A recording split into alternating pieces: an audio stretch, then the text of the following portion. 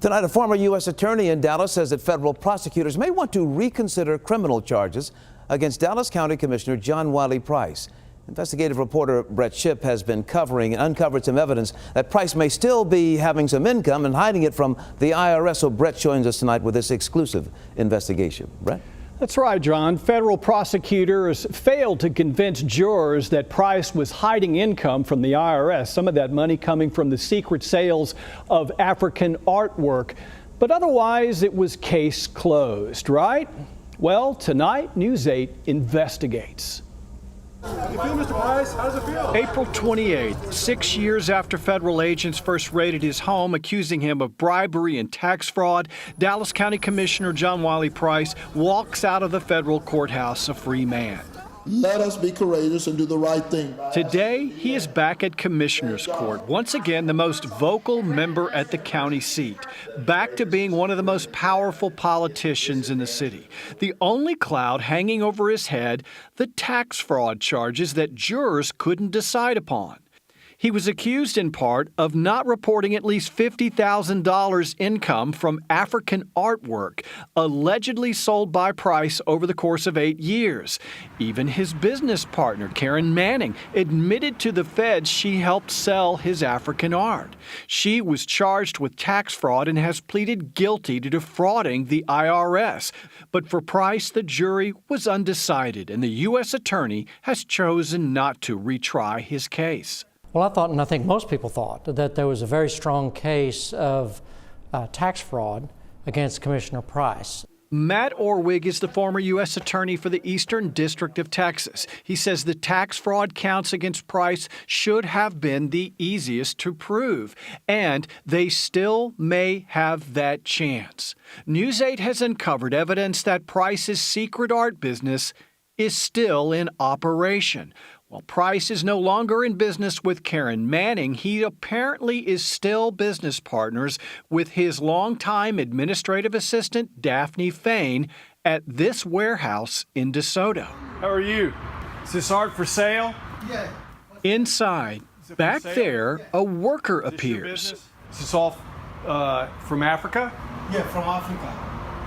This for the John Wiley Price Commission. This is the John Wiley Price collection? Yeah, no, it's for him. For he's selling. He sells this? Yeah, he's selling. Yeah, the lady here, if you want to get the information. Yeah, let me put the lady. Moments later, another worker emerges and the story changes. Hey, how are you? Hi, this is all John's collection?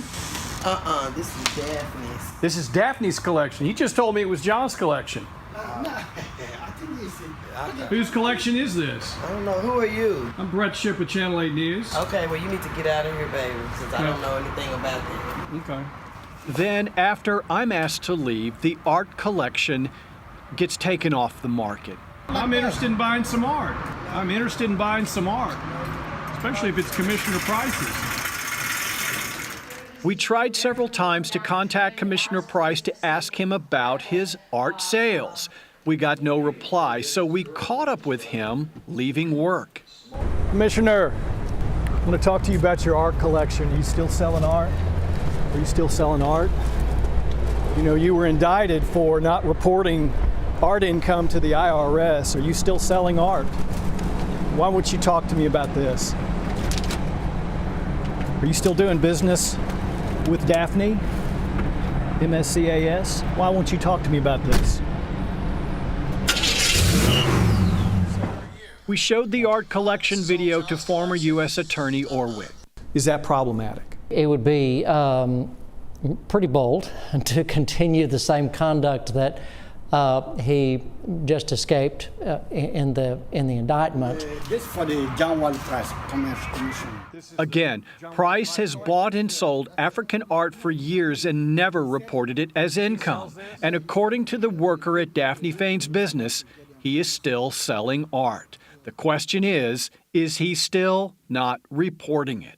But if he continues that, if he generates income from there, and if he does not report it, then he could arguably have committed additional crimes. Izzy and John, of course, the big question tonight, will the U.S. attorney go back after him based on this information? They've already said they're not going to go after the old tax charges, but they could still go after this. What are the odds that'll really happen? The odds are not good. Look, they've already had their bite of the apple. They've already taken their swing at him. They've missed. They've backed off. I talked to Walt Junker, who was the chief prosecutor in this case. He said he would be watching tonight, but I don't think anything's going to happen. John Parker, the U.S. attorney, he's the acting U.S. attorney. He's out in a few months as soon as Trump's appointee, Erin Neely Cox, comes in. We have talked to her, and she was watching tonight, too. So we'll see. All right. Thanks a lot, Brett. Appreciate the report.